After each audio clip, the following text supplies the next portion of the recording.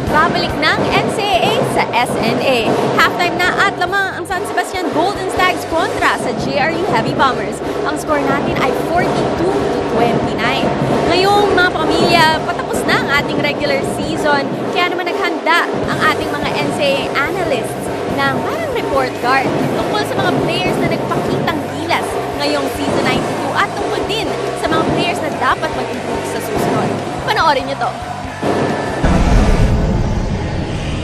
Balikan natin ang mga teams na nag-hit at nag-miss sa elimination round ng NCAA Season 92. Arellano Chiefs on top. Gamit ang kanilang high-octane offense, matagumpay na nakapasok ang Arellano Chiefs sa semifinal round with a twice-to-beat advantage. I think ngayon, very intact yung naging core nila with Deontay Holtz, Allen Enriquez, Cadavis, Halado, of course, ang kanyang conductor, ito nga si bus driver Giovanni Halado.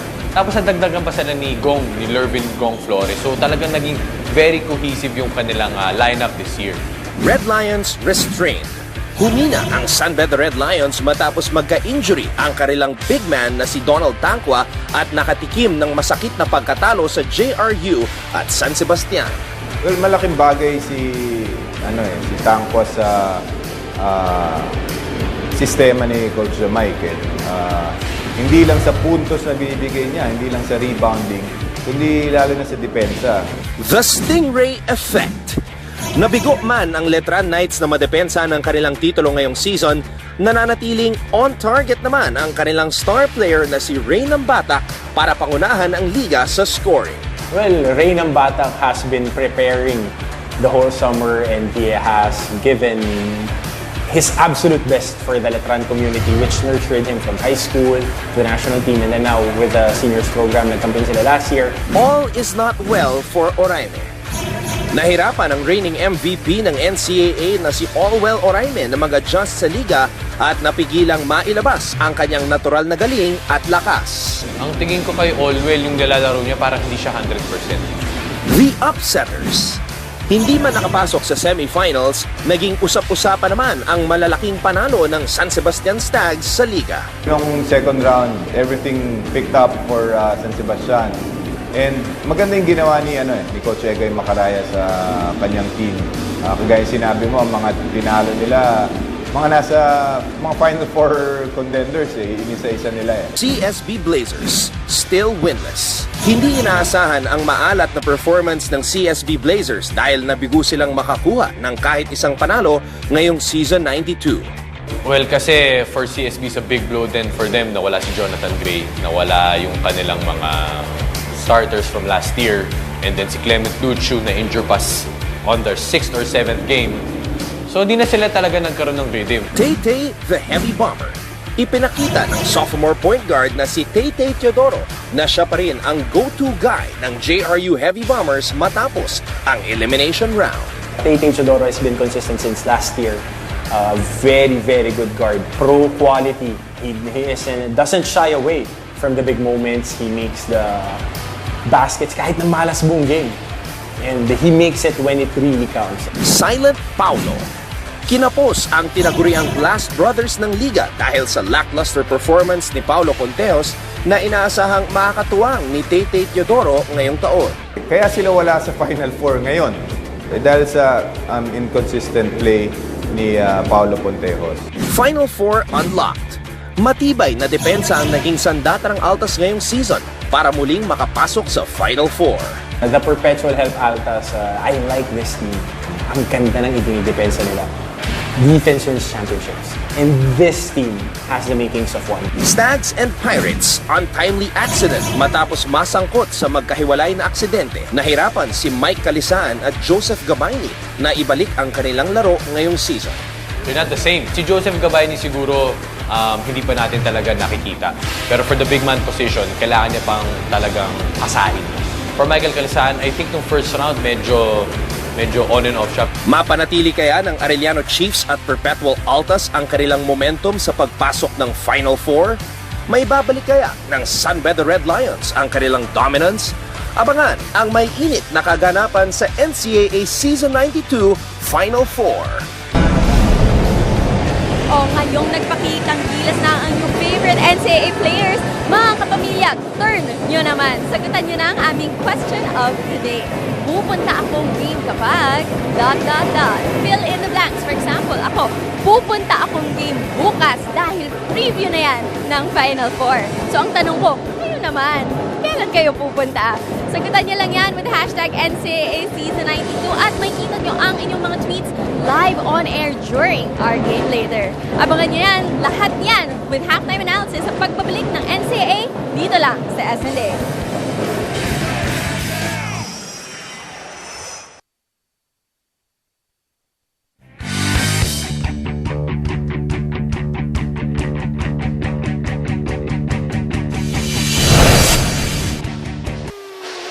Kami po ay nagbabalik sa Philoil Flying V Center sa lungsod ng San Juan para sa pagpapatuloy ng NCAA on SNA at the half of our first game of this doubleheader Thursday ng mga San Sebastian 42-29.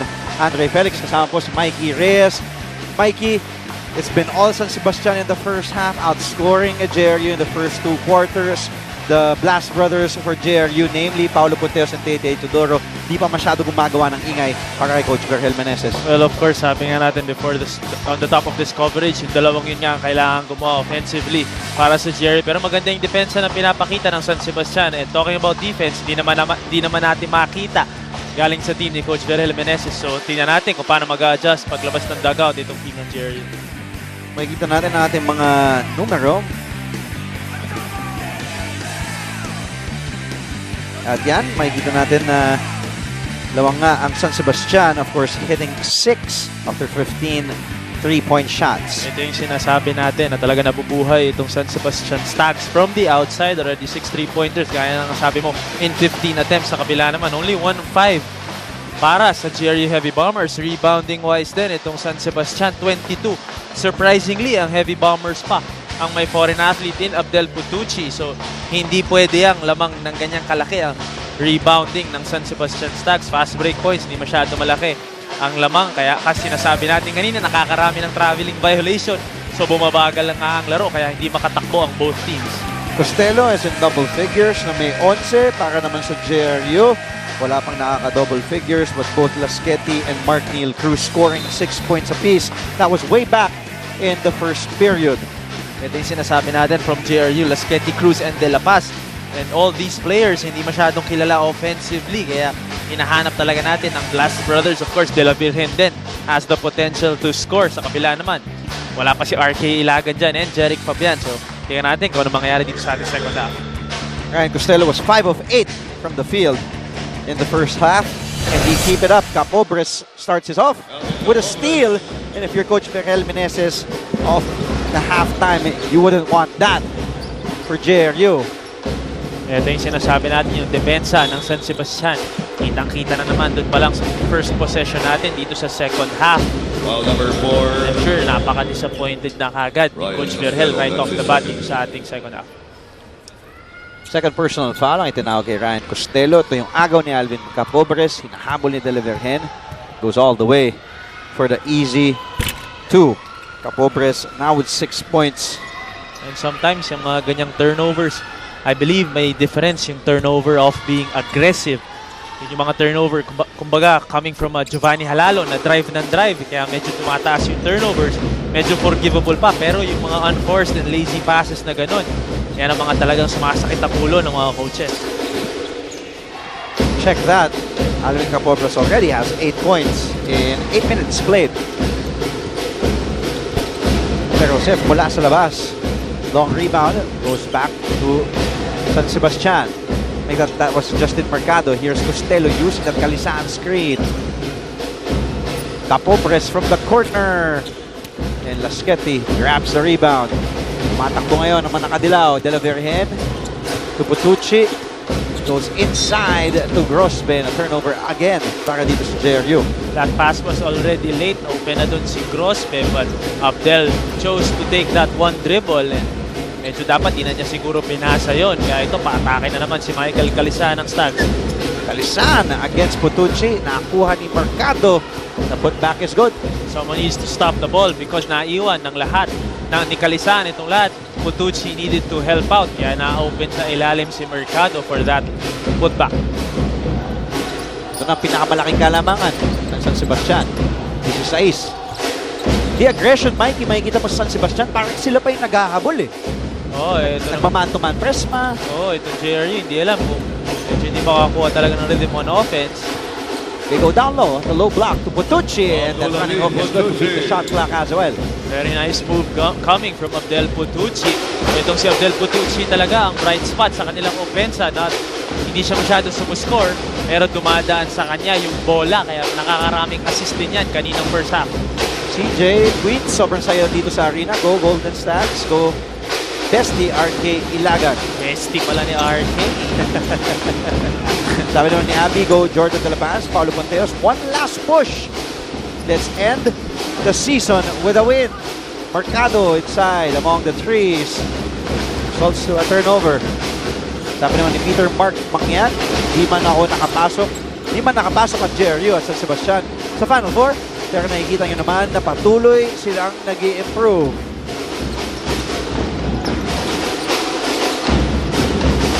Ika nga, there's no way to go but up.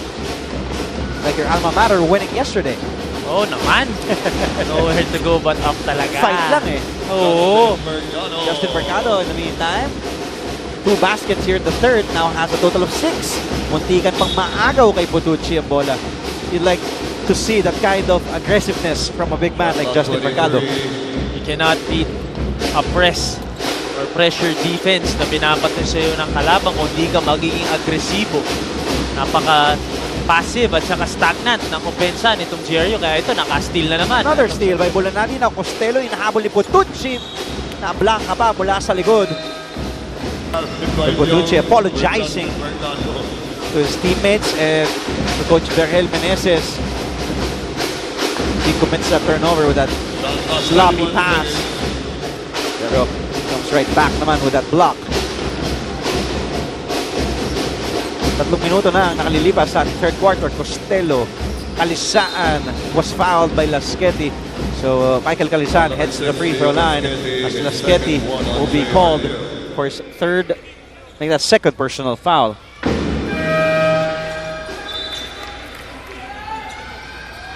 Eto na. Coach Vergel Meneses sends the Blast Brothers back in. Hindi makahanap ng opensa. Hindi nga actually matawid ng JRU ang bola. So itong dalawang veterano ni Coach Vergel Meneses, tingnan natin kung ano magagawa sa pressure defense ng San Sebastian. So nilabas muna ni Coach Vergel ang dalawang batang backcourt si Jed Mendoza and MJ De La Virgen. Brings back, like what you mentioned, the veteran Blast Brothers of Paulo Ponteos and Tete Teodoro. As Calisan sinks that one in. Nag-ayos pa ng buhok si Paolo eh. Mga gulo daw eh. Last game ko na to eh. Last game of Paolo, not something to be proud of so far. 0 of 1 in 12 minutes played with 1 rebound and 1 turnover. Look at the defense, but being too aggressive kaya tinawagan ng personal foul si Alvin Capobres. Agad nakadikit kay Tete Teodoro kaya tatawagan ng unang personal si Capobres. Well, of course, kahit nga hindi masyado gumagawa yung Blast Brothers natin, San Sebastian still knows that they can explode at any given moment. Kaya talagang dikit pa rin ang depensa sa kanilang dalawa. Lasqueti inside to Putucci. Di naman na may basket pa for the Cameroonian. He heads to the free throw line para sa bonus free throw. Again, they've been successful when Putucci gets the ball on the offensive end. Kaya ito, binigyan ng bola sa ilalim against Ryan Costello. And itong si Beitiong, easy basket. And 1 opportunity pa para kay Putucci. Abdel Putucci, second year playing in the NCAA out of Yaoundé, Cameroon. 6'5", 6'6", big man as we turn things over back to Siege. Yes, Andre, mainit ang ulo ng JRU coaching staff kanina at the half sa dugout. Ang sabi sa kanilang players, we were out-hustled. Kita niyo naman ngayon, hanggang ngayon si Coach Pel at ang kanyang mga assistant nakakunot ang noo, wala pang humingi dyan. Ngayong second half daw, kailangan daw nilang mag-box out at syempre, makaribang. Ang ibig sabihin nito in terms of attitude, gusto nilang mabuhay ang aggressiveness ng team nila kahit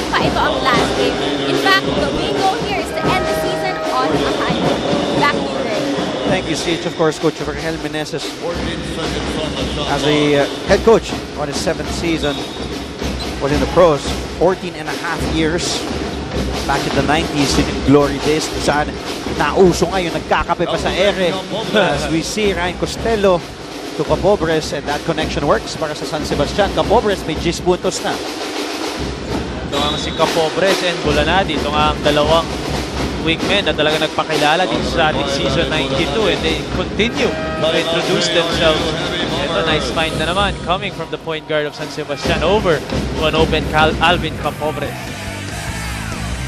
Timeout on the floor, San Sebastian up 51 to 34. Ito pong pinakamalaking kalamangan ng Stags sa Heavy Bombers.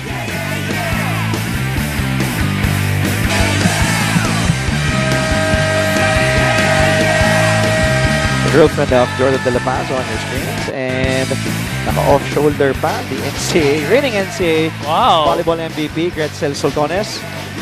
Yan yung nag-petty wap challenge, di ba? Sama si Anton.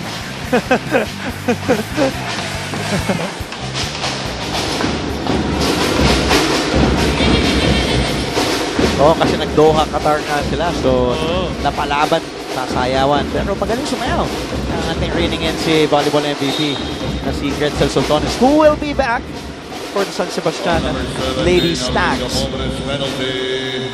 His second.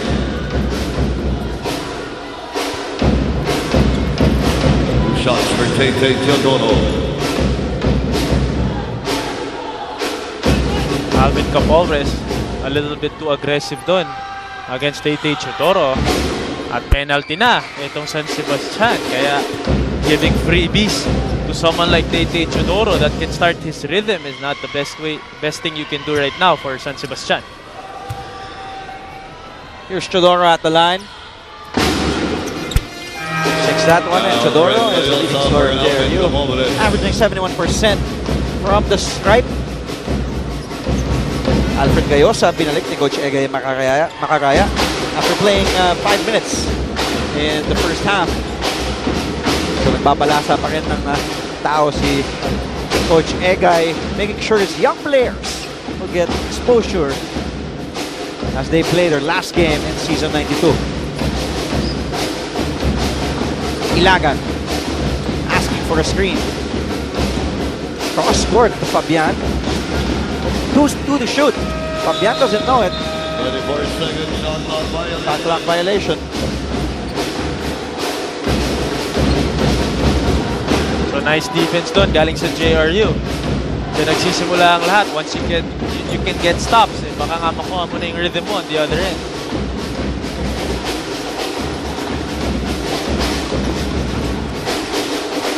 Here's Ponteos to Teodoro. Oh, like a snake inside. Nahanap si Putucci. Nice find galing dito kay Tete Teodoro. On number 20, Kaya lang, Brian hindi Gibson, na finish ni Abdel Putucci. Ganda nung hanap niya. Ganda nung pasok sa loob. Driving and slithering like a snake inside.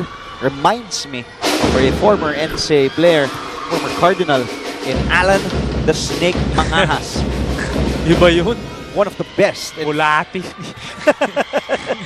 in finding kahit masikip na, kahit sang eskinita, kahit iligaw ka pa ni Waze.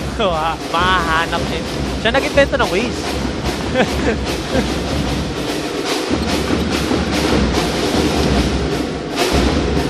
So, sabi nga natin kanina, Gretchen Soltones, She will be, I believe.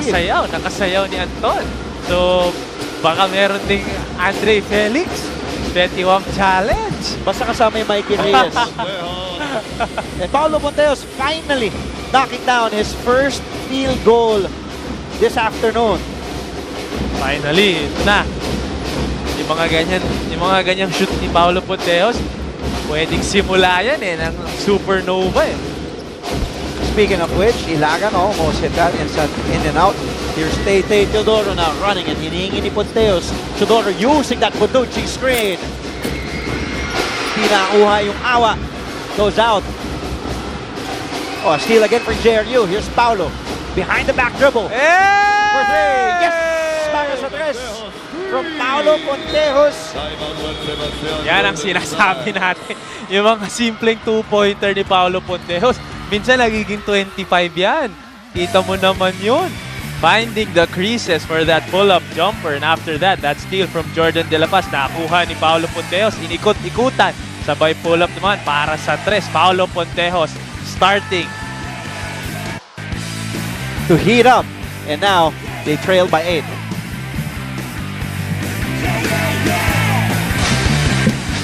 We see our lovely ladies in attendance here at the Philippine Flying V Center enjoying the action of NCAA Season 92 sa SNA. Nagtanggal ba ng glasses?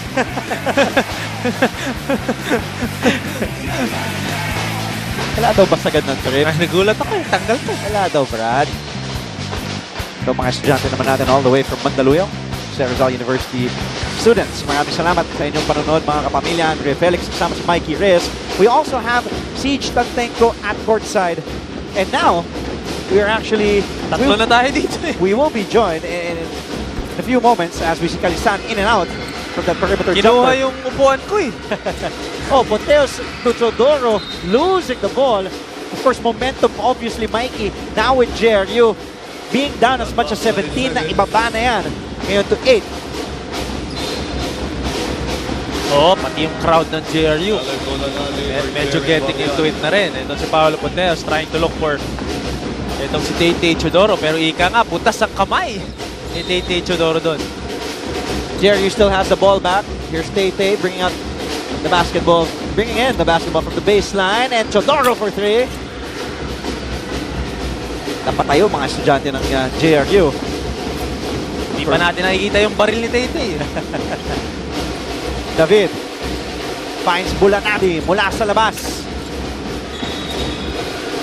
Pushing foul will be called on Paolo Pontejos. And now, we would like to welcome with us sa panel Siya na yung analyst mo. ang nag-iisang NCAA MVP, the reigning NCAA MVP na volleyball. Of course, women's volleyball, we have Gretzel Soltones of the San Sebastian Lady Snags. 31 champion. Habang pinapasok ngayon si Ian Valdez. Bakit nag-react ka nung nabanggit ko pinapasok si Ian Valdez? Wala naman po. Siyempre, marami din naman ako sinusuportan. So, okay. thanks for having me here po. Yan, nanonood yan. Gwapo ka, medyo gwapo nga eh. Mikey Reyes, of course, Gretchen. Gretch, kamusta naman? Siyempre, of course, NCAA volleyball season ay kino-cover, malapit na. So, you will be back para sa Lady Stats. Yes po. Nagpe-prepare lang kami for upcoming season and then ako last year ko na. So, tinatry namin yung best namin in every training and si coach naman, hindi na siguro papayag yun na bago ako umalis na hindi namin makuha this year. Sana hopefully. Munti ka na last season. Yeah, but, Tinapos nga lang. Pero ngayon, kamusta naman? Of course, you've been playing in the V-League also. Congratulations, you were the MVP in the Open Conference.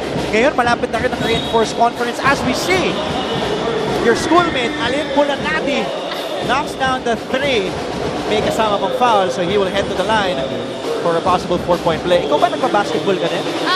Ako sa team pag free time ko, wag walang ginagawa. Sino kasama mo? Actually, ako lang or mga friends ko. Actually, siya lang. Player dito. Player dito. May particular player ba sa San Sebastian Stag na close mo or... Bakit? Grabe yung tawa. Marami. Namumula na si... Okay, alam mo, Gretzel, kung ano yung kulay ng upo natin, ganun ang kulay. Kulang. Ngayon ko lang nakita mamula na ganyan ang ating reigning NCAA MVP. And may close naman din. Almost all of them close ko din naman. Especially Bulanadi kasi Bisaya din siya. And he's from Davao pala. And marami din naman akong close. Almost all Doon of sa them. lima sa loob ng sahig na yun, sino pinaka-close mo? Kay Jason David, Michael Calisan, you have Alvin Baityong, and you also have... Okay. Sige. Pinipilit nyo na ako eh. Hindi, nagtatanong lang as we see. Another stag foul from the outside. Abdel Botucci, pang-apat na yan ni Abdel.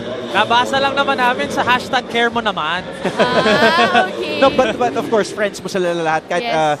Of course, we see JM Calma and si Ian Valdez. Close mo din, di ba? Close mo din. Yeah, best friend ko lang Best friend po siya. mo, okay, okay. Best friend. So, you've played basketball and then, of course, volleyball. Kakabalik nyo lang from Doha, Qatar, sumasayaw ka daw. Baka gusto mo sampulan ng ating mga kapamilya, mga fans mo ng Fetty Wap Oo ngayon. nga. Kasamahan ka ni Mikey Wow! Reyes. Oh my God, later! Nandiyan si Anton Rojas eh. Wait lang. Tawagin Nasaan si natin. Anton? Tawagin Sige, natin. Direk, ito na daw. Sasayaw na ng Fetty Wap, ha? Ayan na. The count of 3. Mikey, sabayan mo. 1, 2, 3. Go! Patay tayo dyan. Music eh. Bigla kayo nahiya. Maraming salamat ulit, Gretchen. And of course, we will see you, more of you sa NCAA. And syempre, mensahe mo sa lahat ng mga sumusuporta sa'yo and sa San Sebastian community. Thanks for supporting us, guys. And sana tuloy-tuloy yung suporta sa amin, lalo na sa Qatar, yung pag-invite sa amin na pumunta doon para ma-meet yung Filipino fans. And thank you din sa lahat. Ano naman message mo sa players ng San Sebastian ngayon? Of course, final quarter na lalaroin nila. Anong message mo sa kanila? Okay naman po yung nilalaro nila today. Actually, late lang ako eh. Late ka? Sana tuloy-tuloy lang din kasi next year, I'm sure, kaya na nila. Kaya na nila. Next year, hindi na lang best friend yung next year. At sana makita ka pa, I'm sure makikita ka pa namin muli. Gretchen, wala kayo sa Reinforce, di ba? Wala kayo. Wala pa po. Hindi ko pa po alam kung saan ako team. So, Abangan na lang. abangan nyo na lang po. Maraming salamat. Nag-iisang Gretchen Sultones, the reigning NCAA volleyball MVP. Back to live action. Naibaba na ng JRU kanina sa 8 pero naiakyat ulit ng San Sebastian sa 13 ang kalamangan. Valdez.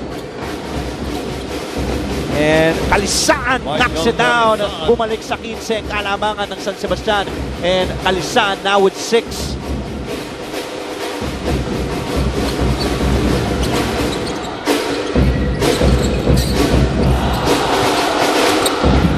Chodoro, the yo-yo. And here's Putucci. Medyo in-interview lang natin si Gretchen Sultones. Umangat na naman yung lamak. Bago lumapit dito si Gretchen, Oo, mahabol na eh. JRU nagka-momentum, and then when Gretchen sat down with us, binuenas. So, may ganun yata talaga San Sebastian connection as Bulanadi fires from the corner. Ponteos nakakuha ng rebound. 30 seconds to go here in the third. Ponteos, mag-aantay ng mga kasama. Particular, Tay Teodoro. Kontra kay Jason David. Teodoro trying to shake off David. Back to Ponteos from way downtown. Not the best shot coming from Jose Rizal. Pero no choice na si Paolo Ponteos doon. Shot clock winding down. Kinailangan niya na tumira ng ganong kalayo. Valdez to Bulanadi. Lista mo na. Yes!